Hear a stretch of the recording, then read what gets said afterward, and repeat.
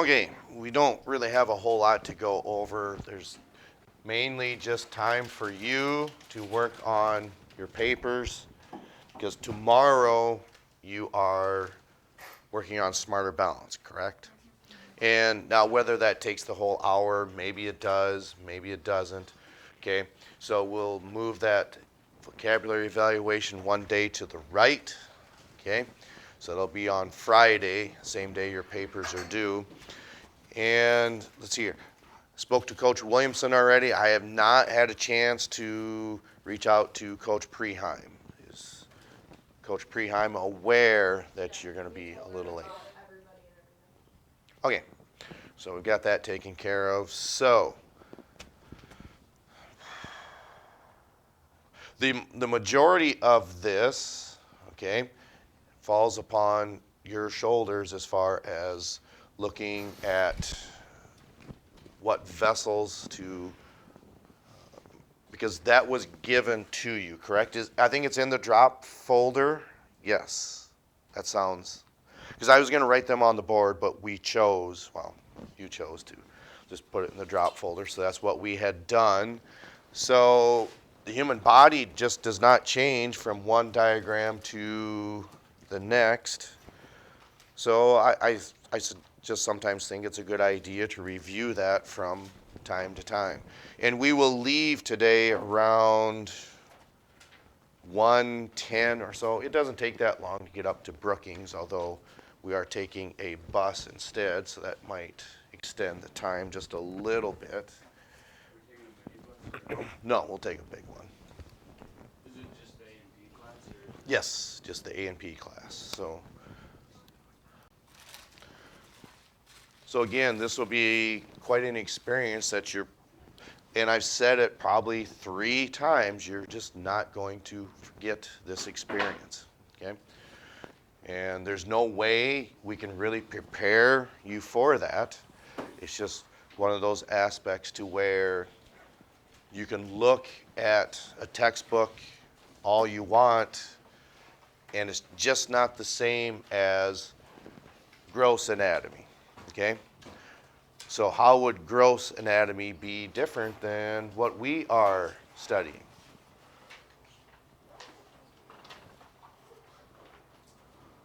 Anybody know? You have done it this semester.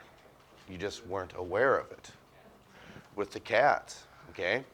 So that is gross anatomy. Rather than looking at a structure in a book, okay, man, that goes to sleep fast. Rather than going to look at structures in a book, you are actually seeing structures on whatever it is that you're studying, okay? In this case, a human being. But keep in mind, it's one of those things to where I think one thing that stands out in my mind is with the dissection, this really large vessel right here is pointed out to us, which would be what, since it branches off here? This is the femoral artery. It's not going to be red. It's just not, okay? Partly because the individual who has graciously donated themselves to science is, since they're no longer living, this tissue is just going to look totally different than it's the best you can do for learning this content. And it just, my recollection, it just looks like a big tube that is rather strong and rigid, because what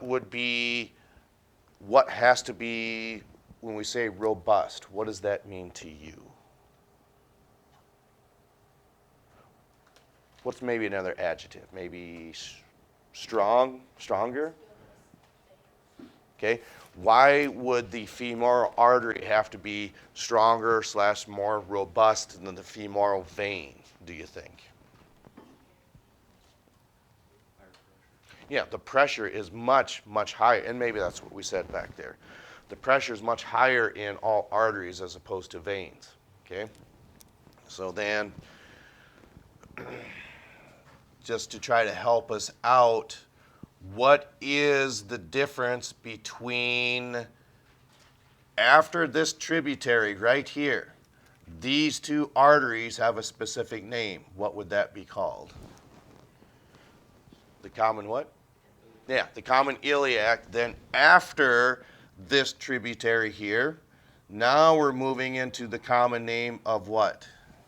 It would be the iliac.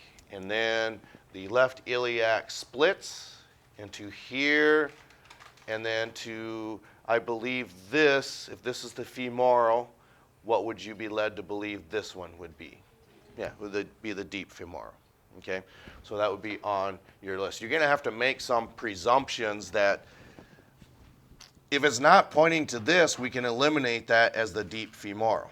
Okay, because this outer one here, it doesn't even have an identification for it.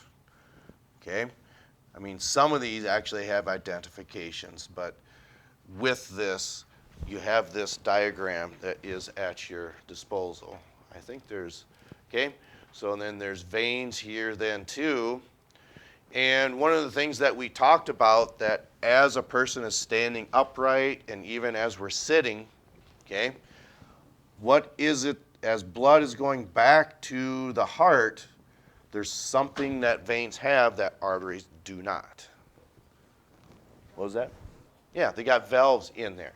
And what would be the significance of those valves within these vein structures? Yeah, so as with every heartbeat, okay, that blood is moving further and further back towards the heart then. So rather than moving up and then as the heart relaxes falling down, moving up and falling down, I mean, it probably does a little bit. I don't know what the gap for those structures are. I would think maybe every 3 inches. I don't know. You could look at a diagram, but it's not going to be probably that accurate unless you have a specific specimen to look at. Okay, so then the last thing I want to go over, okay, before we turn you loose to work on your papers is as follows. Is there any questions over what was placed in the drop folder and what you're responsible for probably next week? Okay, because we have people going in multi-directions. So as we look at the schedule, again, I'm not staring at you people. I'm looking at that wall there. So as we look at next week, see here, Monday, softball, that does not affect us. Tuesday, softball. For some reason, I wrote 8 o'clock. Is that accurate? Maybe there's no, I don't think there's a time on there, so I just throw 8 o'clock in there. Okay, then also Tuesday, track meet in Baltic, unless that's a time change, is it still 1 o'clock when you will leave for that? That you're aware. Okay, then let's see here. So that's Tuesday. Thursday would be May 2nd. It doesn't, no, there's nothing going on Thursday, but then on Friday, okay, for Howard Wood, doesn't O'Gorman have a track, or Parker have a track meet the same day as? Parker's on Saturday, but we're not going to Oklahoma. Okay, but, okay, so there is one, but that doesn't affect anybody in here, O'Gorman. Okay, so what about Howard Wood? Who does that affect in here? We don't know yet. Okay? So he knows, but you don't? No, I don't know. All right. Well, they know what it's going to affect, but it's not set what it's going to affect. Okay. So let's just presume it's probably the regular track team. I think that's probably what makes sense. Okay. All right. So that's what we have coming up next week, because once we get to May 3rd, then it's that following week, then days are really winding down for It would be 4 if we're having our other senior in here, okay? Otherwise, just for you 3, then we're really, really winding down. Okay, so I'm going to go ahead and shut this off here. One of the things that I don't know if it's a specific question on your paper that was handed out, but one of the things I would like to go over, okay, because I don't know if the book talks about it, because I know that we did not. But in that video, should there be a blockage in any one of these arteries here, okay? And that's what happened to, I almost said Jeff, or that's not right. Say that again? John, okay, yep. So we're gonna have to pick, I don't know, here we have a coronary artery right here. If there is a, well, maybe further up would make sense. Anything beyond that, where that coronary artery starts to branch out, if there's a blockage right here, what happens to any tissue beyond that? It will, and why is that? Yeah, because if there's a blockage, it's just not getting any blood beyond that. So then, what would a cardiovascular surgeon perform then? You probably heard of it, but just never really thought about what it actually means. You ever heard of a bypass surgery? Okay? Typically, when we refer to that, you don't hear double bypass surgery. You probably either hear triple or quadruple bypass surgery. Okay, so what that means then, okay, so we're going to make this just a little bigger because coronary arteries are just not that large. So just for our purposes, okay, and of course this would branch further down in the heart, but if there is a blockage right here, okay, as we stated earlier, of course this is going to branch off even further and into certainly more parts of the heart. But anything beyond that is just not going to get a lot of blood supply. So what a couple of surgeons are going to do then is they're going to take veins out of probably the legs. Okay. Now, are there valves present in the veins up above our neck? That I really don't know. That would probably be a good question that maybe some of you could possibly ask some of your presenters that you'd be working with today up in the anatomy lab. But in order to get around this, okay, what would possibly happen, and I don't know if it's on the same side or if they do multiple sides. But what we see happening here, okay, and up here. Okay, so we're running out of room, but this allows blood to move around it, okay? Hence the ability to show where those arrows are going. So that would be a double bypass surgery. Chances are you might have a triple or even a quadruple, probably 2 on the other side. So what that means then is we're going to experience this today is when you're going north on the interstate, and if you wanted to go to Huron on Highway 14, okay, would you take the first exit in Brookings, Highway 14, or would you go to the Highway 14 bypass? So what does that mean when you say, well, Highway 14 goes right through Brookings, which yes it does. Because if you go east on Highway 14 out of Brookings, it takes you into Lake Benton, I believe, in Minnesota, and then further on, because it's a federal highway, so the state, so the number on the interstate. So the number on the highway doesn't change. That's not the same case with state highways.